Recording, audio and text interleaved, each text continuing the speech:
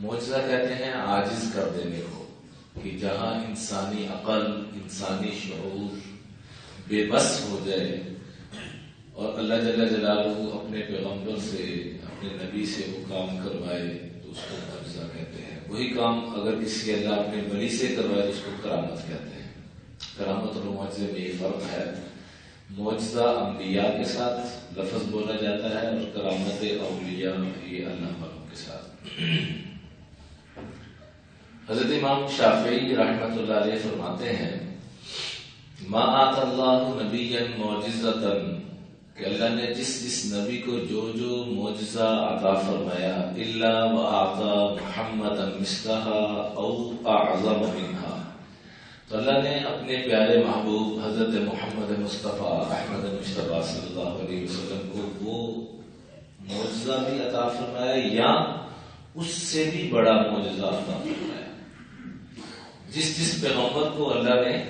جو معجزہ دیا، اللہ نے اپنے پیارے محبوب علیہ الصلوۃ والسلام کو وہ معجزہ بھی دیا اور یا اس سے بڑھ کر معجزہ عطا فرمایا۔ یہ میرے آپ کے آقا صلی اللہ علیہ وسلم کی شان ہے۔ اور آپ سے میں یہ گزارش کرتا چلا جاؤں، ان معجزات کو واقعات کی صورت میں یاد کرنا میرے آپ کے لیے فرض کے درجے میں ہے، کیونکہ انسان کسی کے کارنامے کو سنتا ہے، کسی کی اہمیت کو سنتا ہے، کسی کی فضیلت کو سنتا ہے، فلاں آدمی نے یہ کارکردگی کی تو اس کی عظمت دل میں آتی ہے۔ آج ہمارے اور ہمارے بچوں کے دلوں میں آقا علیہ الصلوۃ والسلام کی عظمت بہت کم ہو چکی ہے، اس لیے ان واقعات کی صورت میں ان چیزوں کو یاد کرنا اور اپنے بچوں کو یاد کروانا یہ میرے آپ کے لیے فرض کے درجے میں ہے، تاکہ ہمارے بچوں کے دلوں میں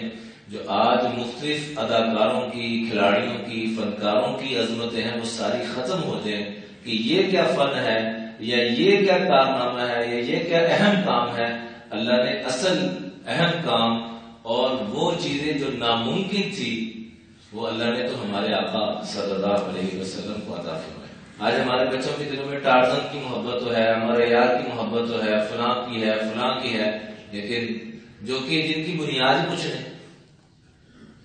لیکن نہیں ہے تو اس ہستی کی محبت ہی جو معجزہ ملتا ہے، یہ ان کی شان ہے، تاکہ بچوں کے دل میں حضور صلی اللہ علیہ وسلم کی عظمت بیٹھنا شروع